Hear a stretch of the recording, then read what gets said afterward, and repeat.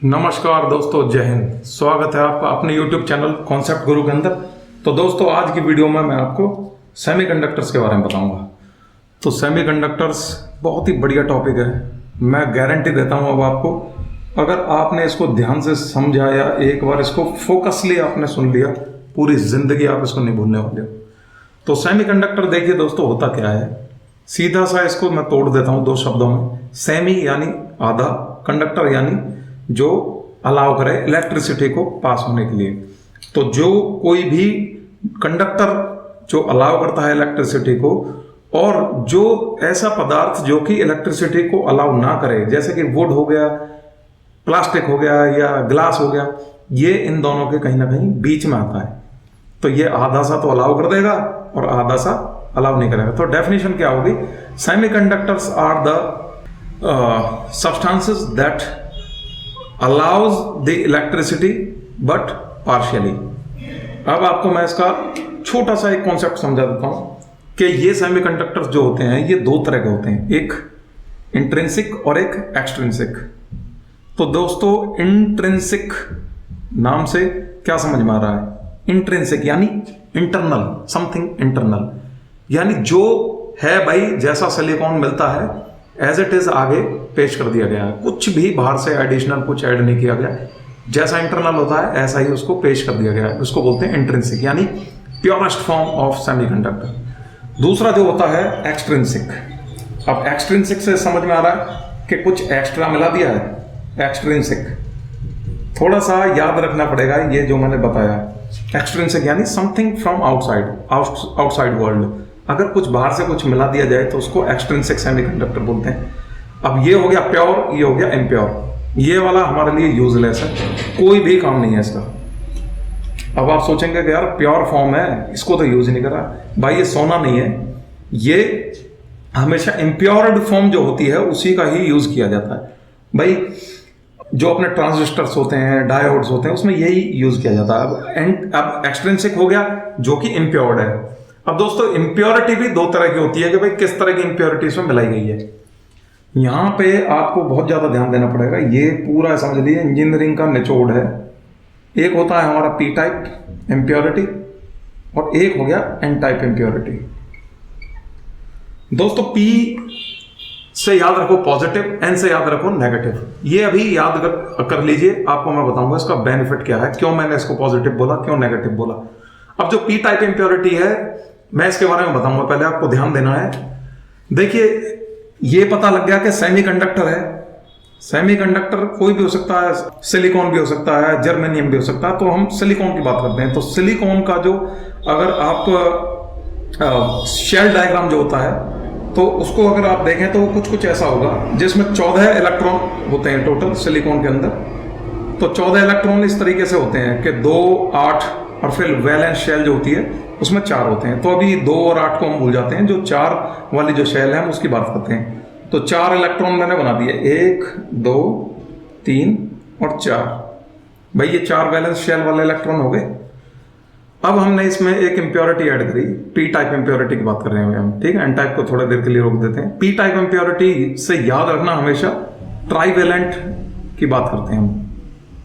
जो trivalent impurity है, यानी जिन ट्राई यानी 3, जिसकी वैलेंस शेल, जैसे ये वैलेंस शेल थी ना, इसमें 4 थे, ऐसे ही ट्राईवेलेंट यानी जिसकी वैलेंस शेल के अंदर 3 इलेक्ट्रॉन हो, उसको हम ट्राईवेलेंट बोल देते हैं। एल्युमिनियम हो गया, जैसे एल्युमिनियम का जो एटॉमिक नंबर है वो कितना होता है? 13। 2, 8, 10, अब बचा कितना? 3 इलेक्ट्रॉन्स वैलेंस शेल में आ गए। अब हम एल्युमिनियम को यहां जोड़ देते हैं। एल्युमिनियम ये जोड़ दिया मैंने, इसके 3 मैंने बना दिए। अब इसको मैं इससे डिनोट कर देता हूं। पहला ये हो गया इलेक्ट्रॉन, ये दूसरा इलेक्ट्रॉन हो गया, ये तीसरा इलेक्ट्रॉन हो गया। अब भाई जैसे अभी इनकी बॉन्डिंग करते हैं, जैसे बॉन्डिंग होती है ना, कोवेलेंट बॉन्ड जब बनाते हैं, क्योंकि जब इम्प्योरिटी ऐड करोगे तो यानी बॉन्डिंग हो रही है उनकी कहीं ना कहीं। अब एक और, जैसे मैंने सिलिकॉन का एक एटम है, एक और सिलिकॉन मैंने यहाँ बना दिया, इसके भी 4 बनाएंगे हम फिर से। तो यानी एक ये बना दिया, 1, 2, 3, अब 4। अब मैं इसकी बॉन्डिंग करता हूँ। अब बॉन्डिंग कैसे करेंगे? अब ऊपर भी एक सिलिकॉन होगा, यहाँ भी एक सिलिकॉन होगा, तो अब इनकी बॉन्डिंग करते हैं। बॉन्डिंग करने के लिए देखिए, पहला बॉन्ड बन गया।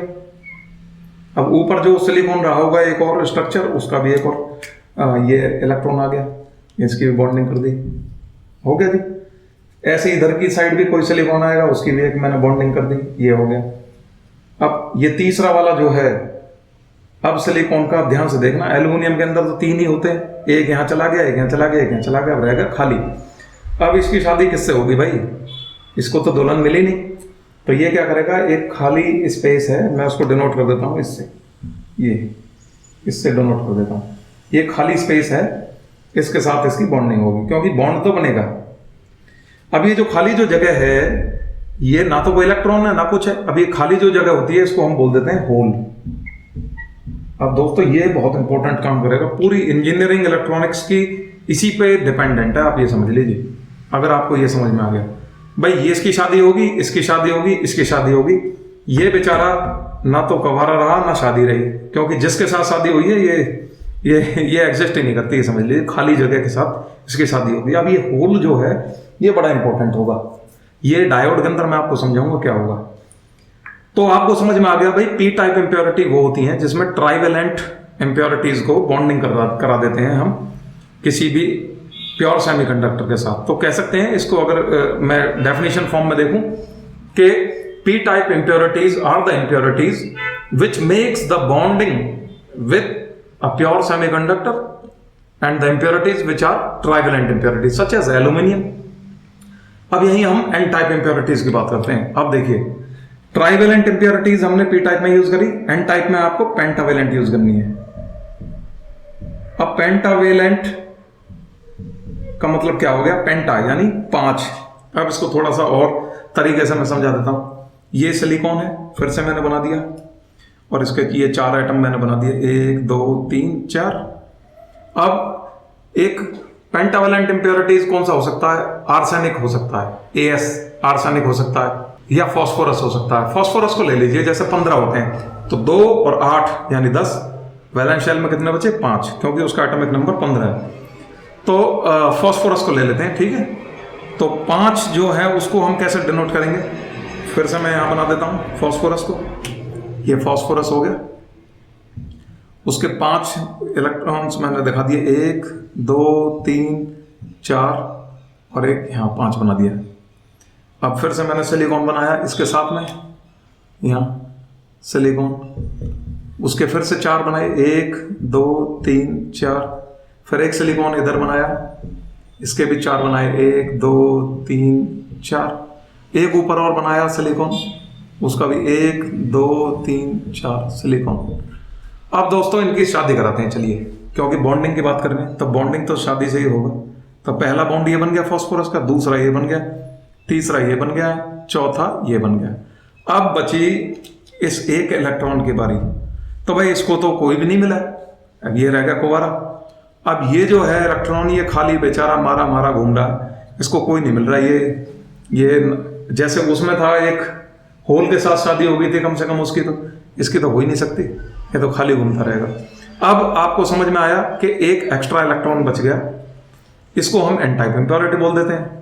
अब अगर इसकी डेफिनेशन पर जाएंगे तो कैसे बनेगा, N type impurities are the impurities in which we are using a pentavalent impurity inside a purest form of semiconductor। अब आपको यह समझ में आ गया कि पी टाइप जो होता है इसमें एक होल एक्स्ट्रा होता है, और पेंटावेलेंट में इलेक्ट्रॉन एक्स्ट्रा होता है, क्योंकि यहां होल एक्स्ट्रा था ना।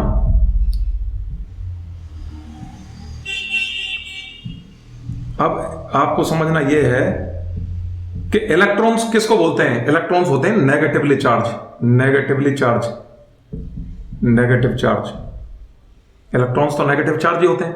अब होल्स जो होते हैं ये नेगेटिव के अपोजिट हो जाते हैं, इनको हम बोलते हैं पॉजिटिव चार्ज।